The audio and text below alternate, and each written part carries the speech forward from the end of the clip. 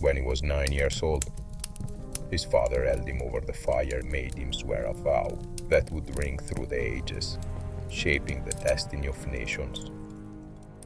Never to be a friend of Rome. This oath defined his entire existence. He grew up in military camps, fighting side by side with his soldiers, living through hardships and privations. His father killed in battle, his cousin assassinated. He was elected general by his own army, not because of his bloodline, but for merit. He was 26 years old. A legend so great that it trespassed through ages. No statues or busts were needed.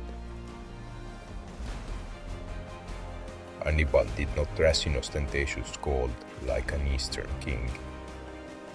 He wore the standard, practical armor of his time and simple clothes.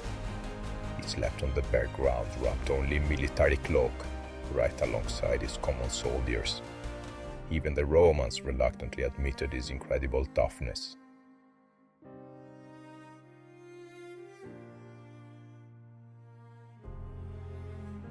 Driven by his oath, he accomplished the impossible.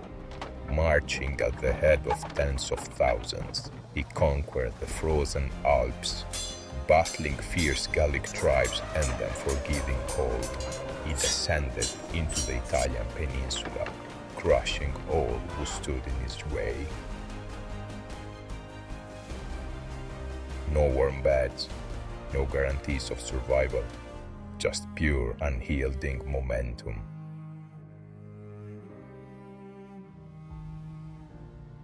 He spent years on the march, traveling endlessly away from home, sleeping in the dirt, carrying the immense weight of his mission.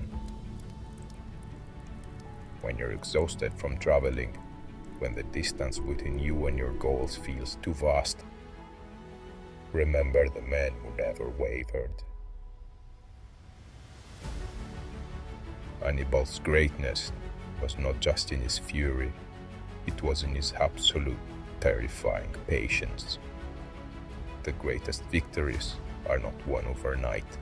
They are built slowly, systematically. Hannibal spent years in hostile territory, cut off from his homeland. He didn't rush. He didn't seek instant gratification. He gathered allies, secured resources, and plotted every single move. He knew that true power is like a long-term investment. You don't build a solid foundation by chasing quick wins. You build it by enduring the grind, letting your efforts compound day after day. He waited in the mud, the rain, and the blood for the perfect moment to strike. He fought at Trebia, he fought at Lake Trasimene. Every battle was a calculated step to strip away the enemy's confidence.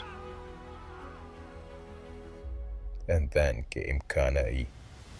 The Romans had the numerical advantage, a crushing force Hannibal couldn't stand a chance against. But brute force is useless against calculated precision. He turned their arrogance into their tomb. He deliberately bent his lines, the cavalry sealed the back. He drew them into a perfect trap and annihilated them, proving that absolute discipline will always conquer brute force. You know how to gain a victory, Hannibal, but you do not know how to use it, told him his cavalry commander. March towards Rome, he insisted. But Hannibal knew he couldn't siege the towering walls of Rome. He spent years forging alliances and amassing victories with no support from his motherland.